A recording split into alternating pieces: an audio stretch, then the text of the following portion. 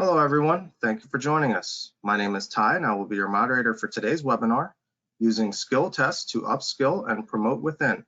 This event is being presented by HR Morning and sponsored by eSkill.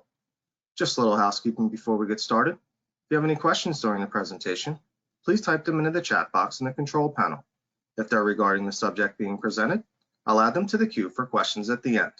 Now I'd like to introduce your speaker, Michelle Cousins.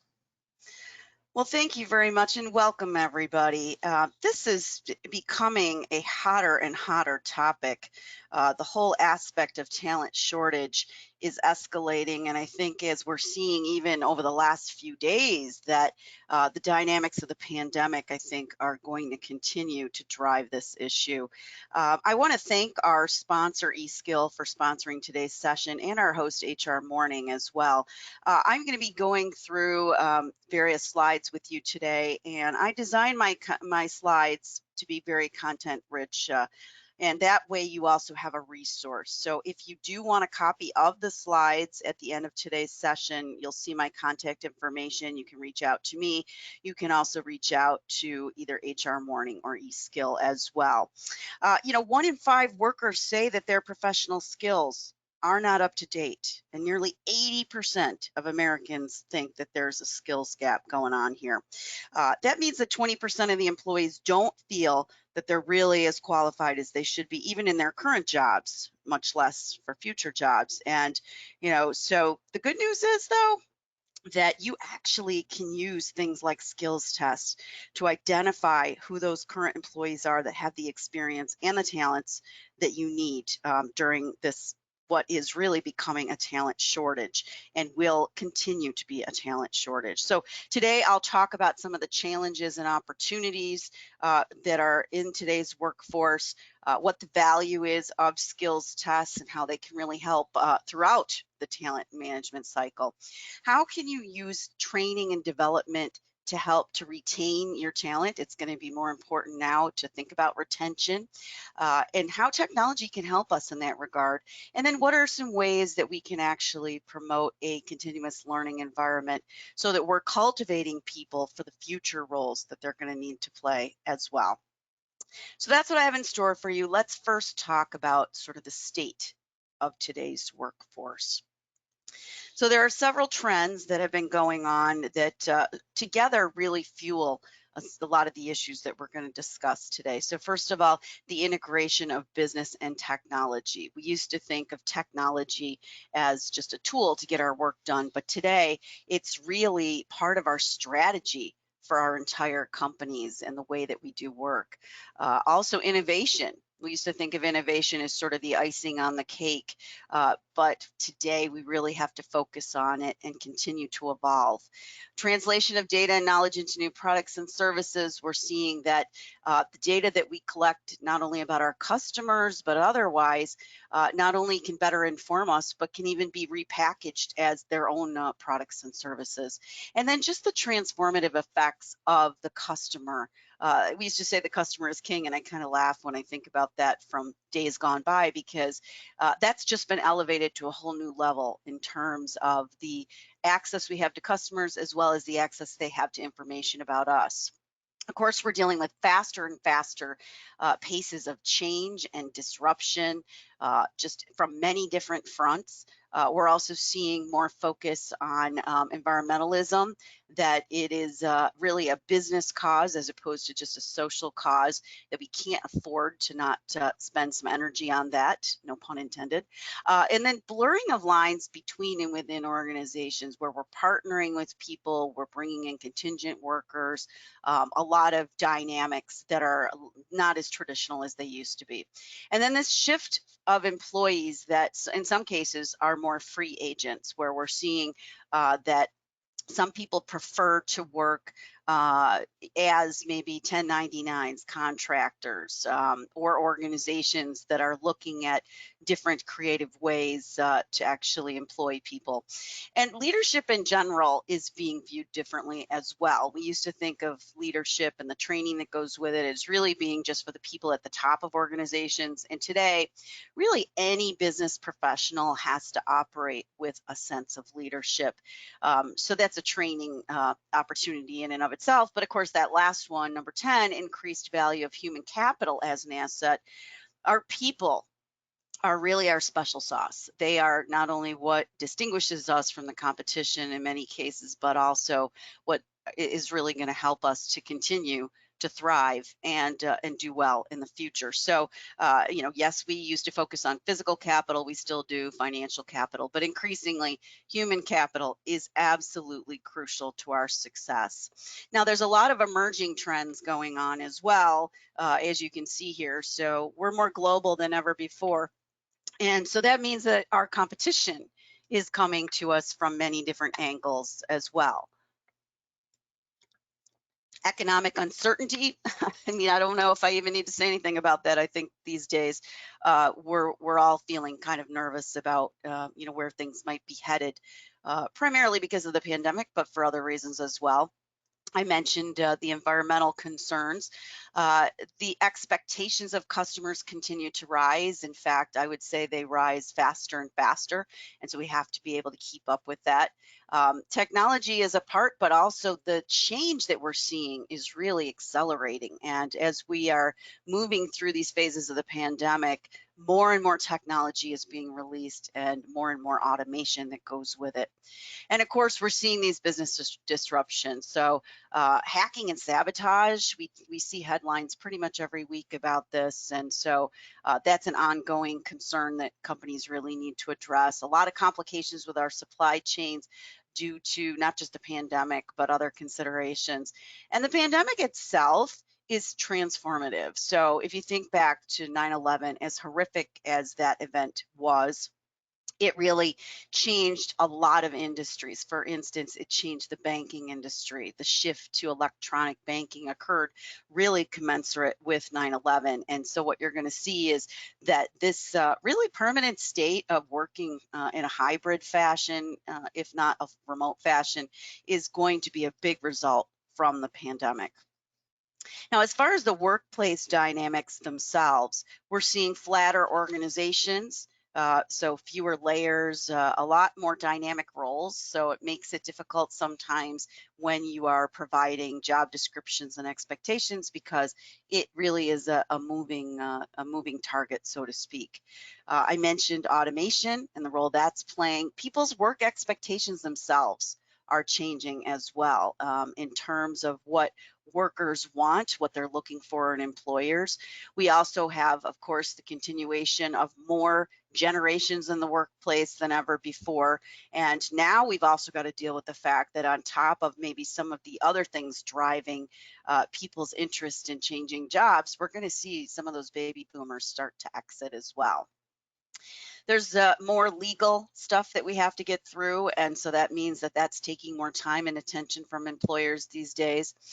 Every place has office politics, but today we're also seeing the additional layers of social and governmental politics and discussions in the workplace, and some of the strife that that can cause as well. This blended landscape that we're dealing with, where we're seeing people working different hours, different styles, like I said, even legally different classifications as well. So we can think of atypical work, remote work, gig work. We've got people in all kinds of different locations.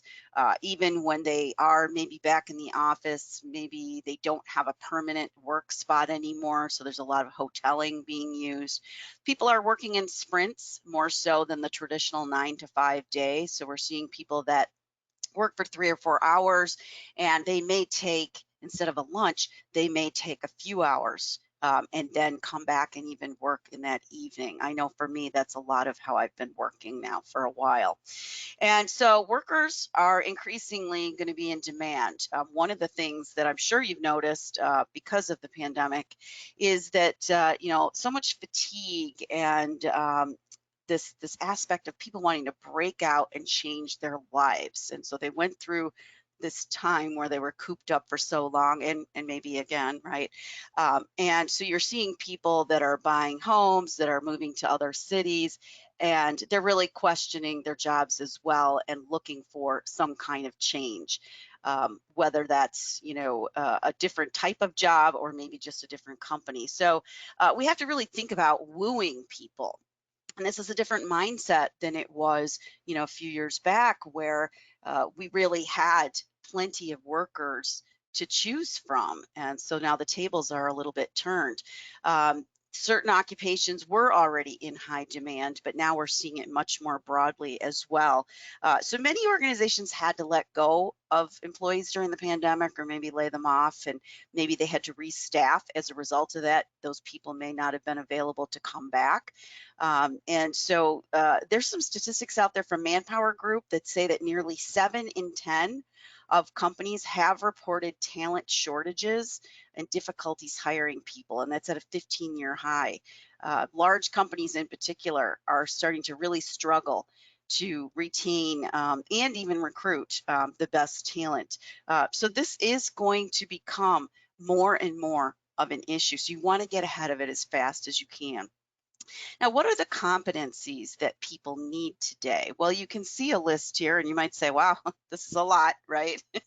And it is a lot, but not only is that a lot, but there's more, right? So I have 2 slides of listings of competencies. Now, does every employee need every single one of these things? No, but this is sort of the landscape that you can think about in terms of whether it's, one person, many people spread across the organization. These are things that people really do need to bring to the workplace, and you can think about subsets of these for given individuals or given types of jobs. And so that's, kind of the starting place for thinking about whether or not you have the resources that you really need. Now, people are also going to have to be more and more resilient and adaptable. So in addition, here are some of the traits that are associated with that resiliency. The ability to collaborate, especially when we're in a very fluid environment, and when we're in a physically distanced environment. And again, these are things that are going to continue well into the future. People who are curious and they're creative, if they have those attributes, you are much more likely to be able to foster that sense of innovation that you really need in your organizations. Optimism, perseverance, grit, those are connected concepts where that allows people to really see possibilities for the future. Discipline and reliability. You need to have people that are going to be that you can depend on, but also that are going to be able to stick with tasks. Communication has always been important, but of course, when we are in different locations and working in sort of a disjointed kind of way, communication becomes even more important. And that also means that people have to be able to manage their own time effectively, because obviously those dynamics of how we supervise people have changed. That also leads to proactivity. We need to have people that aren't sitting waiting for us to tell them what to do. They understand the context of what they're doing, so not just the actual literal tasks, but the connectivity back to the broader mission and goals of the organization. Emotional intelligence, more important than ever before. We're having more diverse workforces, and that means that people need to really be attuned to not only their own self-awareness, but the emotions of other people as well. We need to respect each other and also value the differences that people bring to the workplace, because again, that helps to foster a lot of these other traits such as innovation. So that interest in trying new things, I think that people have a tendency to want to change jobs, but the question is, do they actually want to try to do new things once they're in that job? And I list a reference there on the bottom that this quote, resilience is not an innate trait, it is instead an acquired ability. So it can be taught, and that is something to think about as you're looking at skills assessment and skills development. Now, I mentioned the role that technology is playing in all of this. Keep in mind that 85% of the jobs that will exist in 2030 don't actually even exist yet. It's a lot to wrap your head around, right? So we've got automation that's fueling a lot of this, the influence of new technologies like robotics and 3D printing, virtual reality, autonomous vehicles.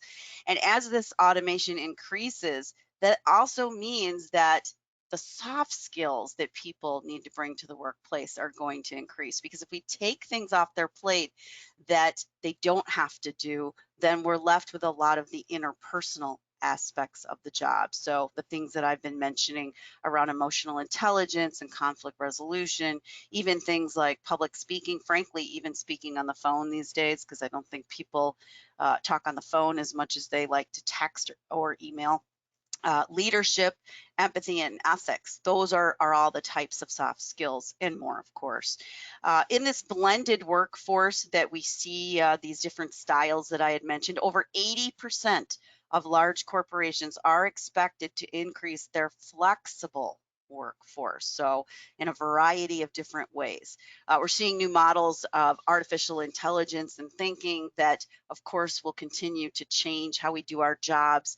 And that means then that we need to continue to upskill people. We need to instill that sense of agility and really look at and enhance the internal mobility as people are placed in different spots around the country. We're also seeing, as I have there on the last bullet there, encore careers, where people are actually not just changing jobs, but they're changing whole careers, and some of them are going back to industries or careers that they used to be in. So some flip-flopping on that as well. So let's talk about the value of these skills tests and really how are you identifying the training and development needs of your employees? Well, there's a lot of advantages to using these tests, and they've really come a long way from maybe what you might have heard of several years ago. The advantages of these skills tests are, first of all, they can help to reduce turnover. So turnover can cost a business anywhere from 30% all the way up to 250% of an employee's total compensation. So we can't really afford to just, let people go, especially the really good people. So that's going to help us to actually court and nurture those very best employees. It's also going to help in identifying the prospects that we're courting to join our organization as well. It's going to expedite the training. So when people are newly hired and they're ramping up, skills testing can help to identify where we should focus more directly so that we can get them up to speed and contributing faster. It's going to keep your workforce in sync with the changes in your industry as well as some of the professional requirements. So there may be things that people in given occupations need to keep up with just from an industry standpoint and requirements. It allows your business to anticipate what opportunities are coming down and then to also react to the emerging challenges that were being thrown much more quickly. It's going to help us to isolate particular expertise that someone needs so that they can develop or enhance those. And that's actually going to help us because, many times if we just throw out some general training to everybody, what we're doing is we're kind of wasting some of that because some of the people already know those things and they may need to focus on just particular subsets of the training. So we can customize our training based on what skills people already have. And you see their resulting training in that spirit has been shown to increase productivity sometimes by more than 200%. So ultimately, this can also help people feel more satisfied in the work that they do and help them to grow their careers. And you see a quote there.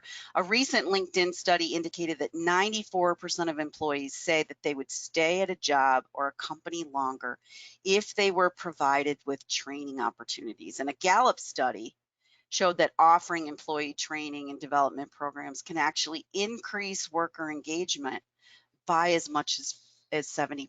So that's something pretty stunning, right? Now there's opportunities for skills evaluation across the human capital management cycle. So this is a diagram that I use with my clients, and it's just a reminder of the connectivity of the various functions that HR performs and how we see our people in that context. And of course, up front, you see job design, recruiting, hiring, and onboarding. And obviously, there could be some value to skills assessment there.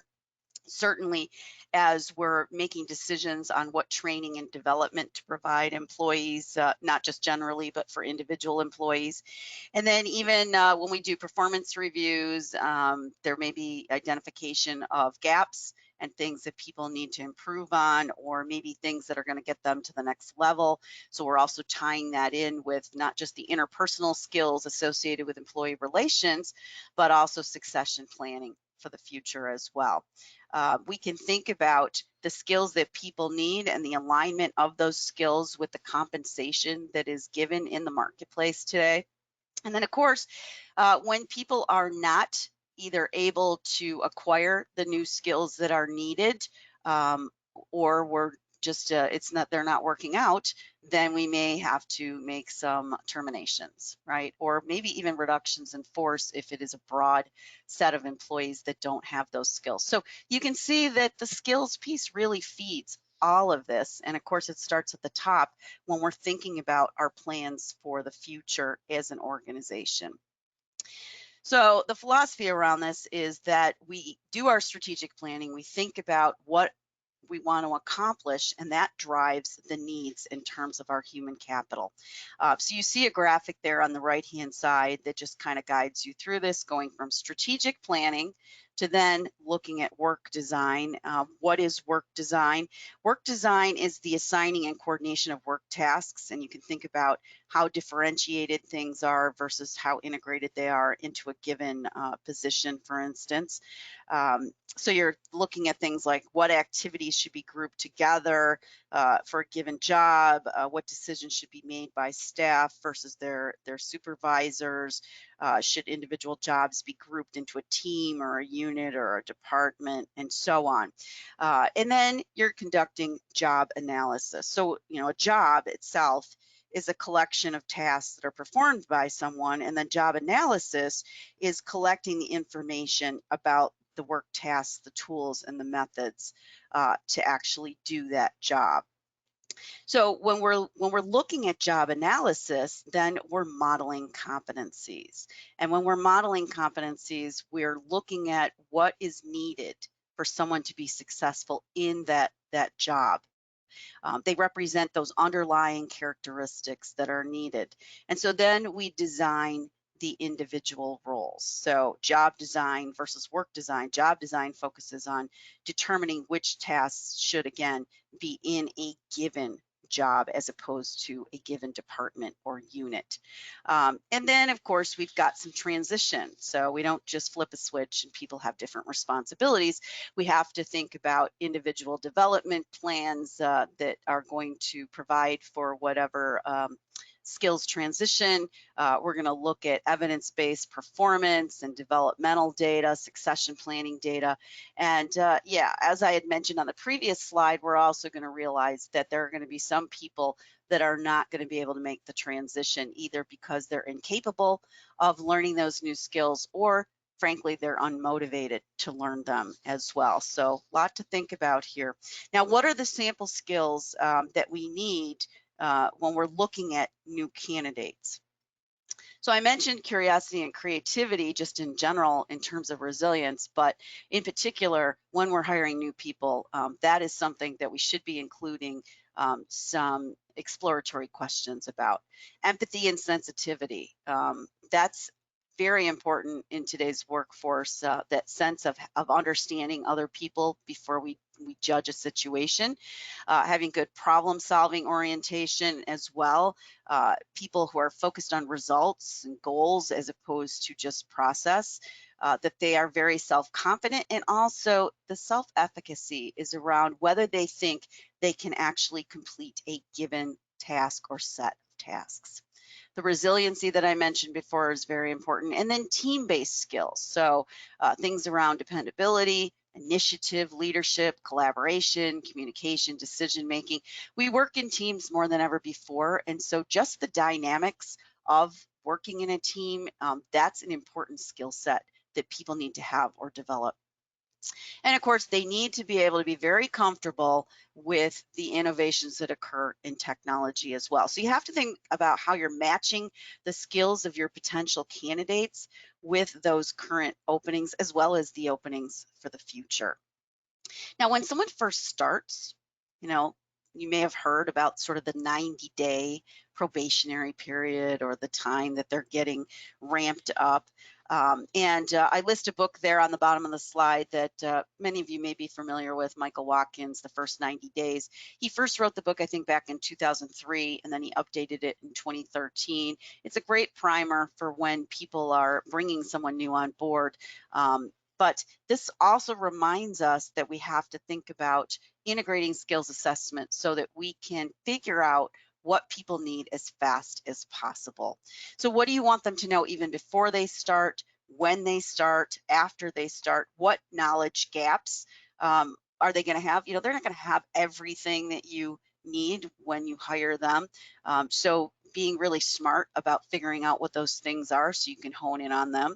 And then I list some questions there for you to consider from Watkins' book that can also help them, the new people, to take ownership themselves of some of this. So you can see some questions there that you want to encourage them to explore as they're starting the new job as well. So we want to make sure that we're fueling our pipelines, because the more that we're preparing for the future, the less we're going to be caught off guard by different talent needs that we're not able to fulfill. So you can see there, I have a graphic, developing your strategic direction. Then you determine the needed skills that you need. You assess performance. You identify gaps in skills through that assessment of performance, and that creates learning opportunities. And then you continue to measure, evaluate, and adjust, and the cycle repeats. So you want to tie your performance reviews to those individual development plans. So you're always thinking about, not just how someone's doing and where they're falling short, but what are the next steps to move them forward. And you develop and maintain a skills matrix.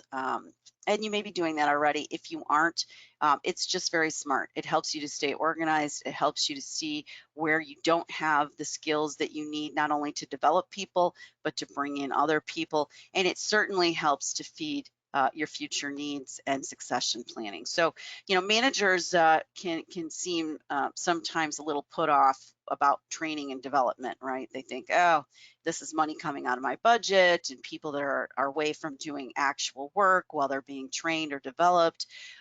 They may have a lot of cynicism about it, because again, they don't really see what's directly in it for them. But that's really because maybe we're not focusing the training and development on what is most needed, and we're not able to demonstrate the connection back to how it affects and helps them on the job. So again, these types of active, deliberate behaviors can help that as well.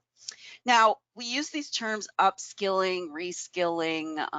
They're great buzzwords, but they actually mean something different from each other. So upskilling involves teaching or learning new skills to actually improve a person's performance in their current role. And of course, the bar keeps going up. Whatever we were expected to do in our current role, maybe even 3 months ago, has changed, right? So continuous improvement is the spirit that we have to approach that in. Now, reskilling is the process of learning new skills so that someone can do a different job, or training people to do that different job. So it's preparatory, either in the moment or for the far off future. And this is going to help someone to shift into a new role, or maybe they're adjusting to major, very significant changes in their current job. So very different than sort of the continuous improvement mentality that they would have very, very significant changes in their current job, or do something very new and different than they were before.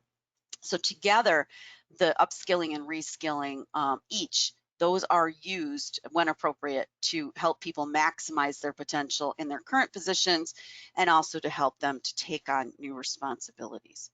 How do we conduct these skills assessments? So we want to determine what skills people need now, but also what skills are going to be needed in the future. So it's a combination of level setting today, as well as projecting forward. And we want to construct, or maybe even purchase, the evaluative tools to do this. Many organizations don't have the luxury to build this in-house, nor maybe does it make sense to do it in-house. There are experts that actually do this more widespread and have collected more data.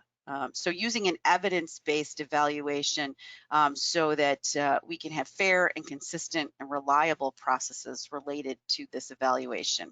And then developing or bringing in compilation tools so that we can take not just the individual assessments, but also aggregate the results across the organization so we can see any widespread trends. And then reducing that data to numerical values. So some of it may be already quantified, but in other cases, we can take some of the qualitative data and actually quantify it as well. And we can compare that against standards. We can compare people to other people in our workplace as well as outside in the industry. And we can also evaluate our results against our goals. That means that we can compare someone's potential performance or their potential in general to their actual performance. And then we would reassess the skills after someone goes through training or development or whatever those other interventions are. So let's talk a little bit about training and development here, because obviously this is an important piece of it. How do we go about building a flexible workforce? We need to have these agile teams. So remember, I talked about resiliency. Resiliency not only at the individual level, but in terms of teams of people as well. That sense of continuous improvement so that we are able to quickly adapt and change based on whatever's being thrown at us. That we also have to be able to do calculated risk taking. So I know sometimes when people hear risk, they get nervous, right? They think, oh, what does that mean? Well, there's two extremes of risk. There's risk adverse people, and there's people who, take all kinds of risks. But somewhere in the middle, there's calculated risk taking. And then guiding an employee's curiosity towards being more innovative. And there are ways that we can actually train people to do that. Providing more trust and rapport and authenticity, that aspect of connecting people so that they do collaborate more effectively with each other. Fostering open-minded discussions so that people are not defensive and are not afraid to share their ideas.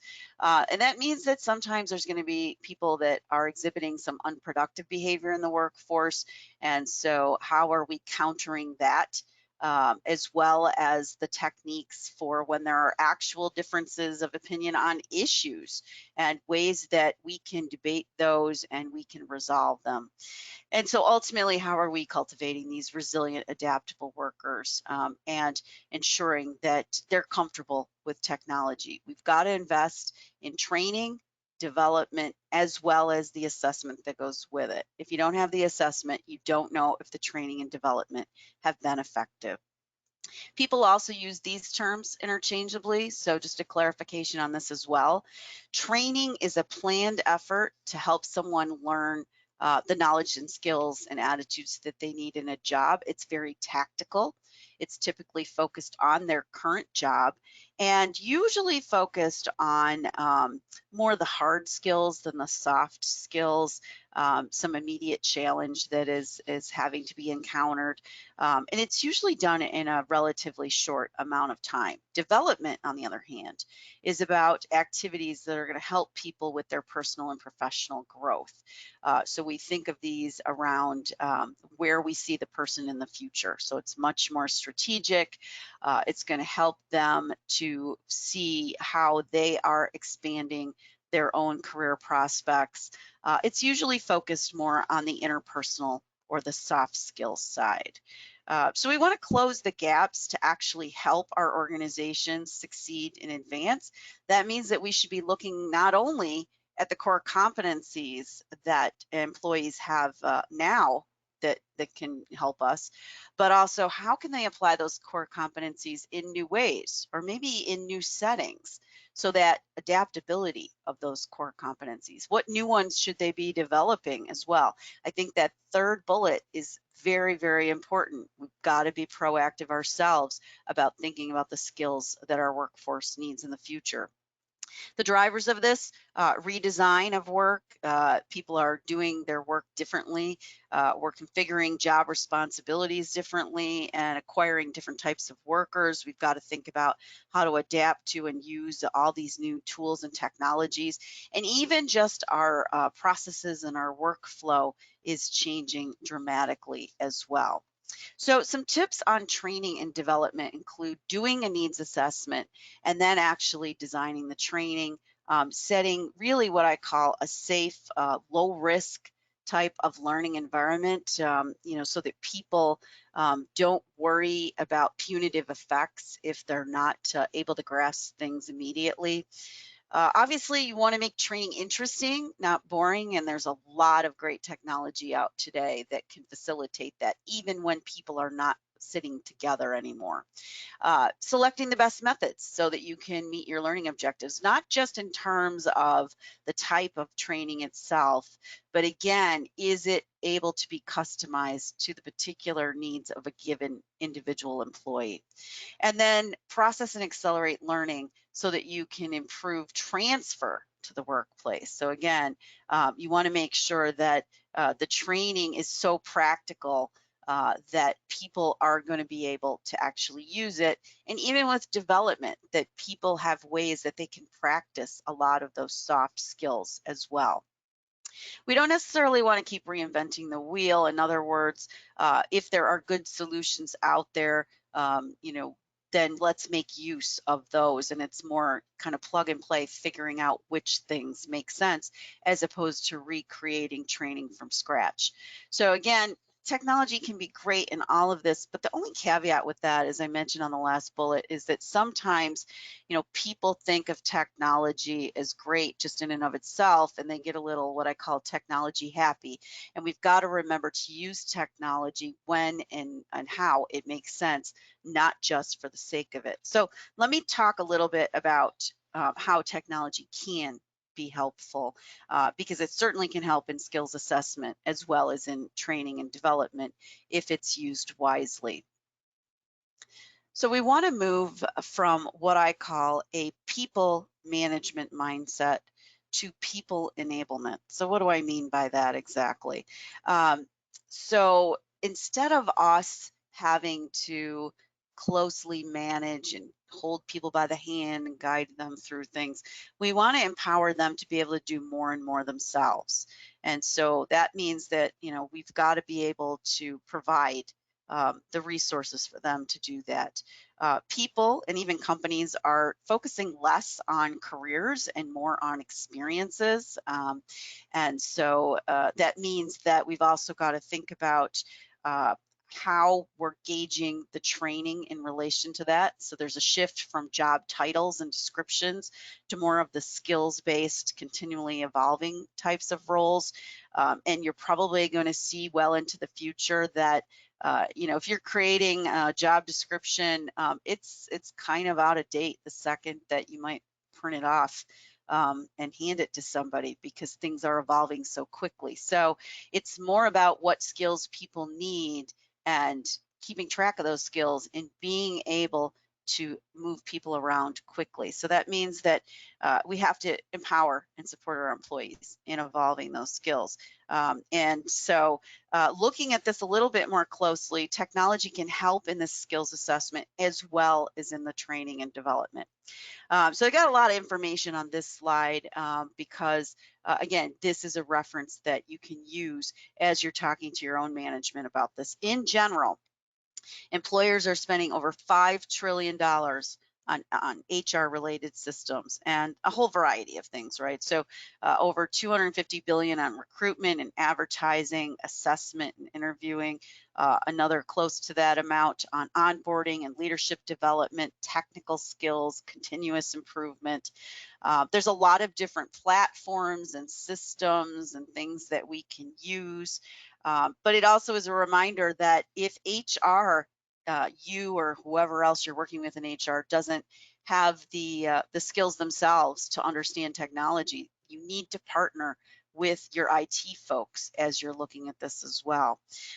So technology can help employers access a library of a variety of different types and levels of skills tests, everything from typing skills to specialized technical aptitude. So a whole wide span of different types of skills tests. It can help to generate reports that show you the results, maybe by difficulty level or question type, or maybe other types of comparative benchmarks. You can often customize assessments. So even the ones that build a simulation, so maybe it requires candidates or existing employees to perform tasks that they would be required. So you can actually see that in action and have evaluation that goes with it. And it can help create a baseline for individual employees that really helps to benchmark their progress. And so that's something that you can look at over time. Typically, it's easily accessible, and it's a platform that people can access from different locations, as well as even just in terms of their own level of ability and their comfort with technology as well. So let's take a look at, maybe how vendors can help in all of this. So you'll see a diagram there on the left-hand side.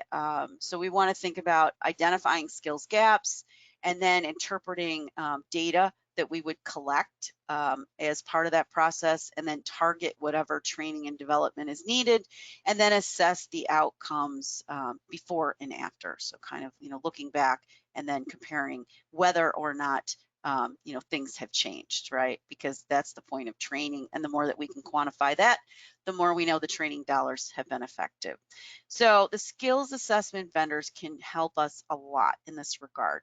They can provide pre-employment skills assessments. They can help us in benchmarking the current skills of our existing employees. They can do evaluation of our internal talent, our employees, for new positions. Those could be new positions that we're creating, or they could be opportunities for them to fill an opening that occurs in the organization. And so that's going to identify those skills gaps, and that's going to actually allow us to select our training more effectively to match that. And then evaluate your vendors. So how are you going to evaluate them? We'll look at whether they can provide evidence of the quality of their tests that they provide, testimonials from other companies that they've worked with. You want to look at how much you can customize what they have to offer, or whether they have the ability to identify how to customize things on their end. What are the types of skills that they are able to evaluate? Are they limited to a certain type of occupation, or are they able to assess skills across many different types of occupations? Are they able to do things on demand? So, everybody wants everything on demand these days, and this is no exception. And then the ease of use, right? So obviously you need something that is going to be comfortable, easy to navigate for your employees. And then the compatibility with internal systems. How does this match up or connect with the things that you have internally already? Now, today we approach learning from an anytime, anywhere, anyway mentality. And typically vendors who are offering different types of training and development, they're doing the things listed there on the left-hand side, helping with even things like orientation activities, on-the-job training, apprenticeships, which I know is an antiquated term, but I do think that you're going to see as the whole college and university value proposition starts to change, that apprenticeships are going to become more prevalent, as well as off-the-job training, online training, vestibule training, and even job simulations. So a lot of different ways that they can contribute. And then there's also just some more recent innovations as well. We're seeing a lot of mobile learning, people who are self-driven. Right now, I'm, for instance, working on developing something for another vendor where it's going to be a completely self-driven course, but there's still great benchmarks to make sure that people are attentive and that they're actually practicing what they're learning. Micro learning, where we actually take, instead of having someone spend 2 days, let's say, in a training, we're giving them bites, small pieces of learning that they might have in chunks as small as 15 minutes at a time. Gamification is becoming much more popular. That's a way that we can do simulations. And again, we can see people actually practicing the skills in what would be more like an actual setting at work. And then adaptive learning, where again, we're looking at the situation in the moment, and we're able to then cultivate and customize things from there. When we're tracking and evaluating the impacts of training and development, we want to look at them so that we can improve our future training, so that we can decide whether the actual intended outcomes, meaning the skills, actually improve the way that we thought, and some things that we can measure, the employee commitment, motivation, and retention that may result from that.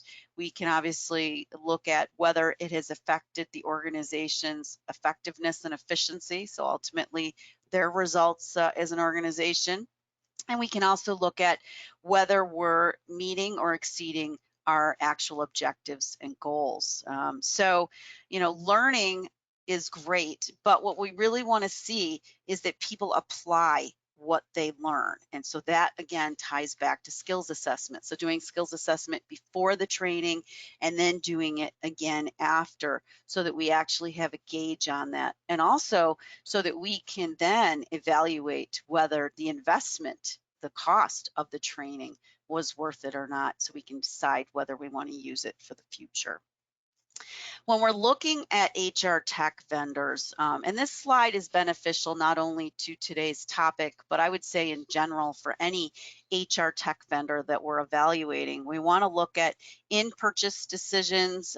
So there's a list of questions there. I'm not going to read them all to you, but this slide is another one you may want to earmark. It gives you a sense of, what are the questions you should ask when you are making those in-purchase decisions, as well as the cost benefit analysis that should be done. So it's a reminder that when you're thinking about any kind of vendor that you're going to interact with to support talent management, you should be working and partnering not only with the IT folks, because again, of the system side, but also with your finance folks and doing some projections. And again, the more that we can quantify what the benefits are going to be, the better. So doing that cost benefit analysis. And then you see there on the bottom that we also want to make sure we're thinking about the soft and indirect costs associated.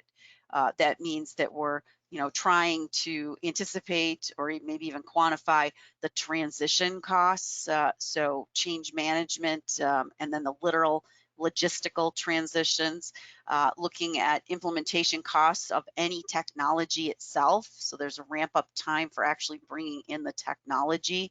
And then even staff replacement costs. So again, if HR technology is going to replace maybe something that was being done in-house, then you may want to contemplate that offset as well. When you're looking at individual vendors, these are some questions that you can consider, looking at whether that vendor meets your needs as an organization. Are they transparent about what they're doing and how things will work? Is their data, being kept safe and sound? So remember, as soon as you engage with an outside vendor, they now have data they're collecting about your employees. So you want to be very careful to understand how are they protecting that data. What is the evidence that they have about improvements? So if it's skills testing, you want to see how has that changed other employees? What have they done as a result? What has been the bottom line benefit to the company? And then is what they do scalable? Hopefully you are anticipating growing as an organization, and if not growing, you're certainly going to continue to evolve and change. So is their solution going to be able to change with you, and is it scalable? Some additional considerations, obviously they should be using cloud-based solutions in this day and age. Are they able to integrate what they are providing across all different types of processes and functions? Do they have the track record in terms of being accurate, timely, and good communication? That's something that any vendor you work with in any regard as a company, you want to make sure that they're accessible and that they communicate well with you as the client. Do they have experience with companies like yours? They might have a lot of experience, but maybe they don't really understand your industry, your type of business. And by the way, a lot of the vendors that are out there, particularly with skills assessments, are amenable to both small businesses as well as large businesses. So don't feel that if you're a small business that any of this is out of reach these days. Looking at the bandwidth, the breadth versus the depth of what they're able to provide, what their expertise is, and how reliant they are on maybe some of their key personnel, because what if some of their personnel leaves? And then just even the life cycle stage of that vendor. Is this a vendor that just started up? Have they been around a little while? What's their credibility out in the marketplace? Now, I mentioned how important it is that when we are dealing with our employees and personnel related information and data, that we've got to keep that very secure. So looking at that when we deal with outside vendors means that we need to really understand what security is being put in place. So you do want to make sure you're reviewing their security policies, who from their company as a vendor is going to have access to your company's information. And then how are they storing it? How are they backing it up? There's a philosophy out there called zero knowledge encryption, meaning that if they are really using encryption well on their end, their employees are not seeing individual employees' names and all of their information that's being translated. So that's another layer that can protect your company and your employees' data. So you want to be aware of, what would happen if there was a data breach. I mean, that's just something we have to contemplate today, right? What steps would that vendor take to alleviate that? Who's going to be accountable for what in that process? Everything from rectifying it to notifications that may occur, as well as liability. Let's not forget the liability side of that. So the last thing I want to touch on here is thinking about how we are creating a learning environment so that people can grow and so that we can promote people from within. Remember, if it's harder and harder to find the talent out in the marketplace, then we do need to really make sure that we're not only retaining people, but that we're growing them for future opportunities. So we want to manage this transition when we're making changes in resulting job expectations and skill usage. That means maybe selecting change agents that can actually influence other people. So identifying who those people are that can communicate and role model new skills.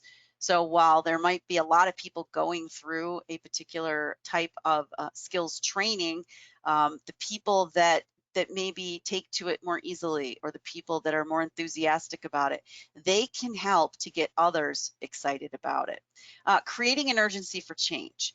So if people are reluctant to want to make changes, and let's face it, change can be scary for a lot of people, then think about and communicate to them the consequences of not changing.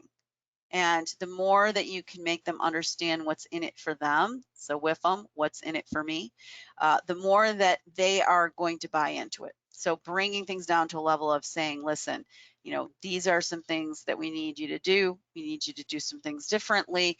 If you don't do them differently, here's what's going to happen as a result. But then also, here are some real advantages to you as an individual employee for getting these skills. And that means getting to know our employees well enough so that we know what is really going to resonate with them.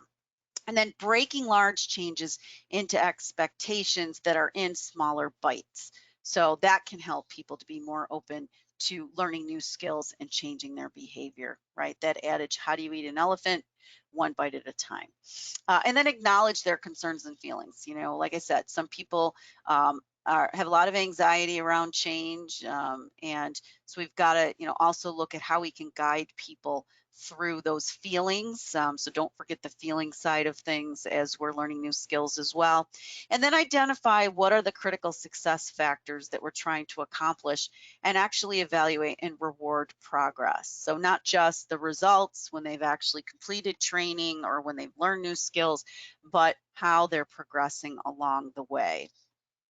Now, we want to optimize the interplay of an employee's role and their skills and their interests. And so looking at this, people don't stay in the same jobs as long, obviously. They don't necessarily want to move up in the way that we used to think about it as well. I've seen people that became managers and said, you know what, now that I'm doing it, I don't want to be a manager. So you can't make assumptions that people want to do things the way that many of us have traditionally operated. Now, continual reskilling is going to be needed as people continue to work more years, right? So people are staying in the workforce up through higher ages than ever before.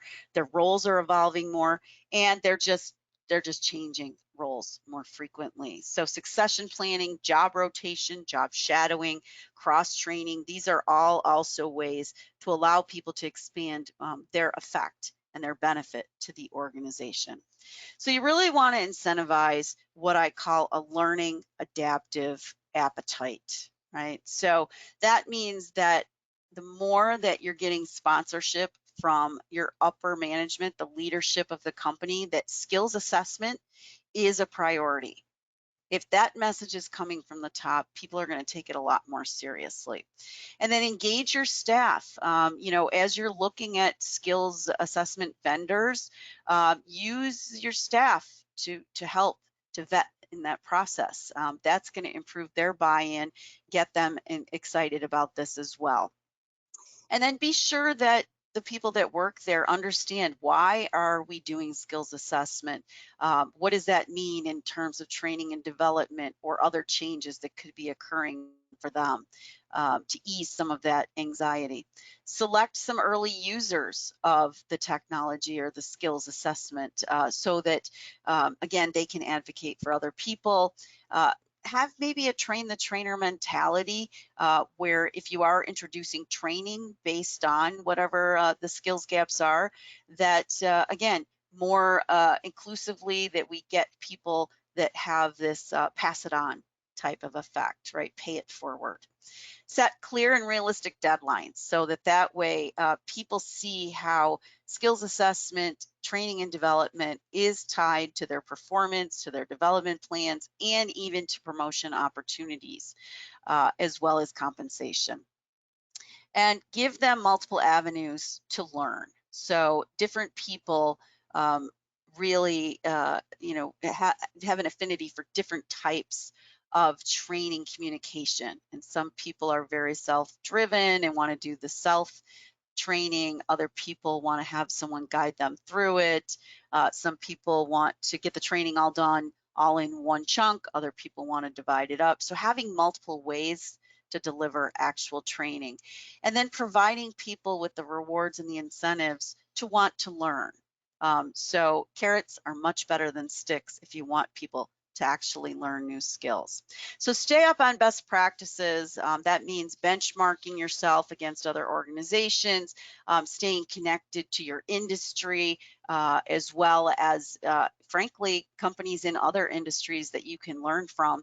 There's a lot of great HR organizations that can also provide guidance, certainly HR Morning, as well as Society of HR Managers, the Association for Talent Development, American Society for Training and Development, and the Human Capital Institute. Decide what skills assessments make sense for your organization and for your individual types of employees, and what you should do in-house versus what you should outsource. So your takeaways from today are to leverage those skills tests so that you can obviously persuade your executives and managers of the importance of training and development, not only for your success today, but into the future. That's going to help you to reduce your turnover, keep the very best employees with the skills that they need. It's also going to help you to expedite your onboarding process and get people up to speed faster. So I told you I'd share my contact information here at the end. I have it up on the slide. If you would like a copy of the slides, you can find a copy in the handouts section. You can also reach out to me if you have any questions or you need a copy. And even down the road, you know, if you're looking back at this and making some decisions and have some questions, I'm more than happy to answer them for you. So with that, I'll turn it back over to Ty to close us out. Thank you, Michelle. In order to remain on schedule, we will respond to the questions that came in by chat via email in a timely manner. So with that, on behalf of HR Morning, I would also like to thank everyone for attending. This concludes our program.